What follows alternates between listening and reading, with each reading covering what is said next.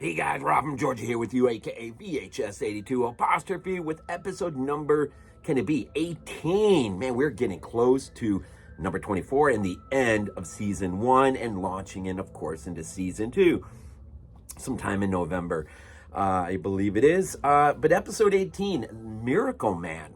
I was thinking just a minute ago. This, of course, dropped March 18th, 94, which is interesting because the previous one dropped February 18th, and this is like an exact month later, so I'm not sure what happened in that time frame, but it's interesting. I didn't see it in the trivia or anything like that in IMDb, but that is interesting just to take note of. Miracle Man, directed by Michael Lange. He was, of course, responsible for 4 episodes in total from season 1, 2, and 4. Chris Carter and Howard Gordon on the writing. And I think this is the first time Gordon is writing without, it was a Ganza, I think, but it was him and another guy consistently. Artie Call is, of course, Sheriff Daniels. He's a key figure in all of this. Reverend Calvin Hartley, of course, George Gerdes, and Leonard Vance, interesting character in this one. Dennis Lipscomb, and, of course, maybe the star of the show, Scott Bairstow as Samuel Hartley, the adopted boy of one Reverend Calvin Hartley. I was thinking, anyways, I'll backtrack a second. I was thinking, I don't know the X-Files in and out enough to know which episodes or seasons were overrated, underrated, all that sort of junk that we like to talk about from time to time. But I would guess, just based on the amount or the least, or just based on the amount of trivia, lack of trivia, or quotes in IMDb, I would have to take a guess among the episodes in season 1, at least those that I've covered. I would imagine of those considered underrated, Miracle Man probably could be counted as one of those, if there's such a thing. I don't know. One quote in the episode, which I absolutely loved. I think it's one of the great, because it follows with, even throughout the entirety of the episode, some really great facial expression moments between Mulder and Scully. And this is one where he asks her a pointed question about whether or not the boy, being Samuel Hartley, is the one responsible for these murders. We'll get into it. And she says, no. And he says, why not? And she goes, well, I was raised Catholic, so I'm somewhat familiar with the scripture, and I know that God never allows the devil to steal the show. And Mulder just kind of gets a nice little smirk or grin or whatever, and he says, must have loved The Exorcist. And she just sort of smiles, and it's one of the most beautiful smiles, intriguing, that Scully, I think. And she says, one of my favorites. And I love that quote, and it's the whole piece of dialogue is done so well between the two in the hospital, as they're awaiting word from the latest victim, possible homicide, father, to relinquish rights to the Bible, to the Bible. Wow, where'd that come from? Well, maybe because that is pretty important in this episode. Relinquish rights to the body, meaning his daughter, who is looking to get healed of an infirmity. I think she was paralyzed. Multiple scoliosis. Yeah, I think you got the picture. Anyways, she ends up being one of the 3 victims, I think, and they're looking to see if they can do an autopsy. And he does, and I'll explain why. He does relinquish rights, so they're able to ascertain pretty quickly from that point on a resolution and answer to what's been happening. So what has been happening? Okay, I know I shouldn't have jumped that far in, but that quote is so great. Really, okay. So what you have here is Scully hits Mulder first. Well, even before that, opening minutes, a couple minutes of the episode, you go back like 10 years, and so like 83, right? And so you see this older man and a boy. This is like a it's not a crime scene, but it's there's a horrific accident fire, and there is a body in a body bag, and the boy is leading the older man, presumably his father, which we'll learn it's his adopted father. This is, of course, Samuel, a young, small Samuel Hartley, and his father, Reverend Calvin Hartley.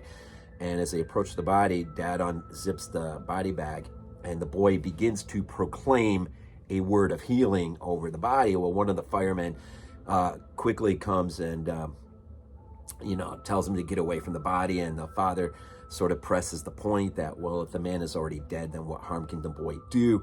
And it's right about that moment when the man's hand suddenly moves and reaches over and lays on the boy's hand. Jump out 10 years later.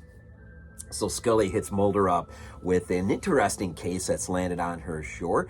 Down in the deep part of Tennessee, there is a town that is, I will say, it seems to be in a positive grip, although there's a lot of really interesting moving parts in this episode, of a faith healing tent service that has been healing people for the last 10 years. And so Mulder's like, okay. Oh, so she's like, she mentions no, she starts to mention it, and Mulder sort of jumps ahead, and she's like, the Reverend Calvin Hartley, and she's like, you've heard of him?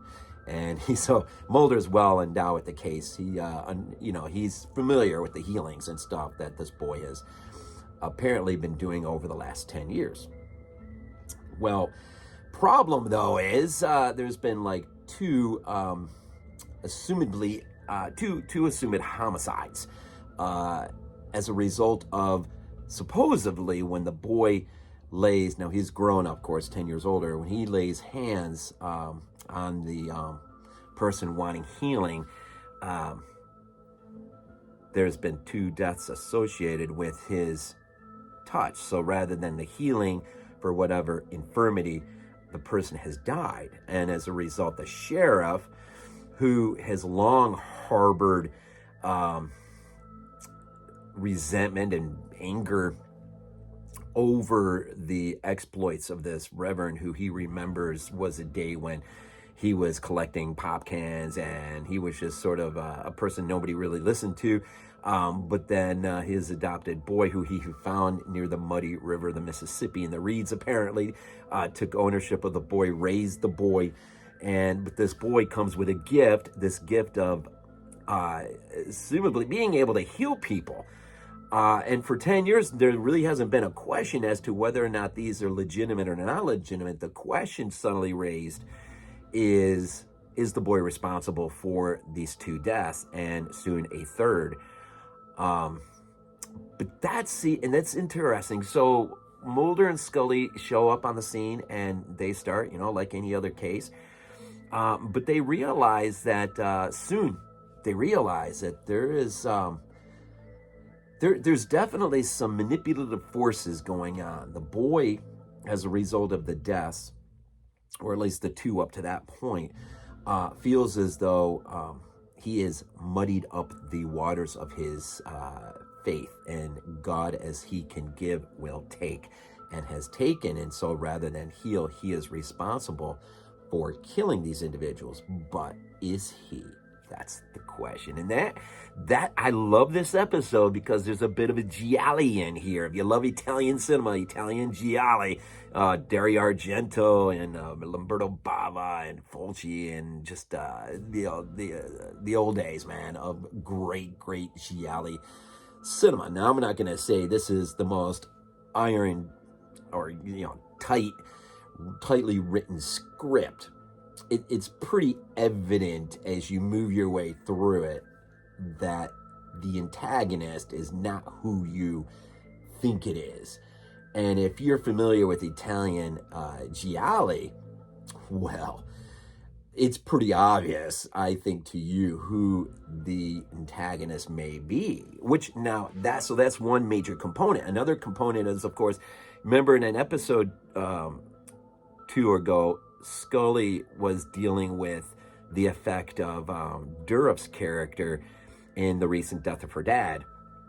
and what he might have longed to say to her, but didn't get a chance to. Here, Samuel Hartley, the healer, sees the pain Mulder harbors of the loss of his sister. This sort of brings Mulder to a point where he begins to see images or see his sister. And he's starting to think real quickly that this guy, this faith healer, may be legitimate. He actually may have a gift and has been, and not responsible for the deaths. But that's the mystery to unsolve, right? Who is, if not the boy, then who is committing these deaths? Now, the boy truly believes, and he's frightened by it, that suddenly after 10 years of healing people and never seemingly being a controversy, although we're never told of any, now suddenly 2 people are dead and ultimately a third will die. He is really beyond freaked out and believes that he ought not to be allowed to even do this anymore. But you've got his dad, who, there's a lot of self-interest to go around to, man. You got the sheriff, is a whole bunch of self-interest going on. He believes that for 10 years, this faith healing tent ministry is sucking the money out of the town. So keeping the money, extra money that people are spending for the healing. But a lot of these are, I call them tourists, but a lot of these are people coming in from, because the word for 10 years has gone out that if you want to get healed, you come here and you are going to probably get healed. And so people from all over the country are coming in, streaming in. And so you would imagine, not that this is like a tourist attraction, but it works the same, right? People come in from far away. They got to stay at a lodging or a hotel. They're spending money. They're eating. So, it is, there is an interesting economic side to this that isn't really mentioned. What the man harbors, and it's interesting, you sort of, well, at least from Reverend Hartley's point of view, the sheriff is without any faith at all, period. Now, he has a wife who is, who's got an extreme version of arthritis going on. And the wife, you sort of get the idea that by the end of the episode, the wife has wanted to go to see if this is real, but the husband, the sheriff, will not let her. And by the end of this episode, there is some real guilt being distributed around as a result of the reveal, and we find out who really is the antagonist. Is it the boy? Is it someone else? But what's the motivation? It's interesting, and it's the motivation ultimately you can kind of figure out along the way. There is a character who really does stand to the forefront for various reasons. I won't go much more into. Let me just say, I spoke of Italian gialli. There is a certain, call it a trademark or whatever, but there is a certain thing that you grow accustomed to watching Italian gialli. And when you see it displayed in this episode, you're like, oh, but if so, why? And so, but ultimately, and you do get supernatural. You get a ghostly appearance at the end. You got forgiveness. You got sort of seeming revenge. You got resentment. You've got. In fact, the sheriff ultimately makes a choice that is that will cost him in the end. And so I'm saying you've got all these weird moving parts. You've got the sheriff. You've got the reverend. You've got this other person. You've got, of course, you got Samuel Hartley. But by the end of the episode, you're sort of left with this. Not only may have been legitimate the last 10 years, this poor kid and what he ultimately is burdened with in the end. Perhaps it's okay. I need to because I'm just going to go right off into spoil. Because this is an episode that if you have not seen this one, or maybe it's been so long you don't even remember this one, but I'm sort of bringing some of these things to light, you really need to see it. I don't want to really get into the nitty gritty of how this thing unfolds at the very end.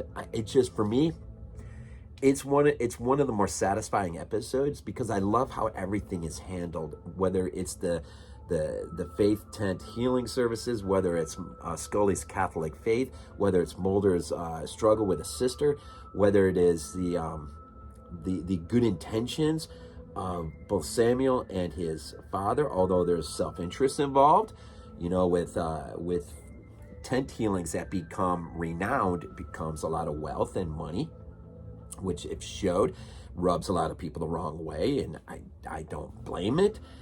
It does not carry a good look with it.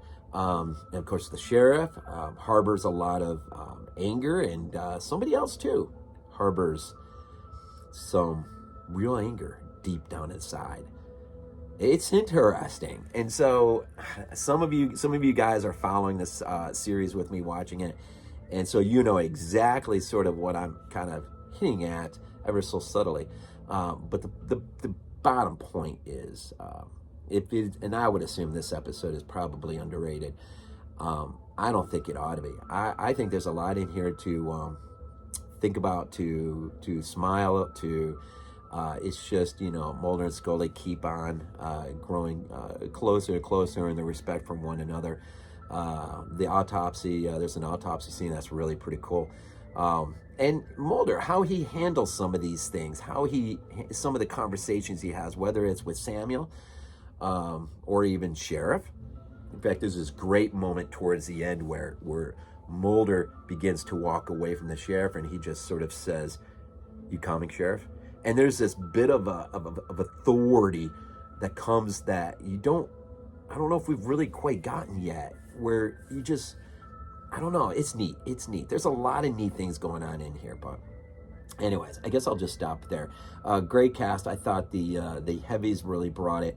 Well, I thought it was pretty well written for a compact 46 minute episode. I thought they did a pretty good job overall. I was really pretty impressed. I watched this, I think, 3 times over the week. I really like this episode a lot. What's next? I think Shapes, maybe? I think Shapes. That sounds like that's a Monster of the Week episode. So, episode 18, Miracle Man. I really dug this, really got it, really loved it. And we find out that Scully's favorite movie, of course, is The Exorcist. So how cool is that? So anyways, thank you for the support. Thank you for the views. Thank you for the comments. Thank you just for tagging along. It's going to be a long journey, but I'm having a lot of fun revisiting these episodes, especially ones that I have not seen probably since they were on TV, actually.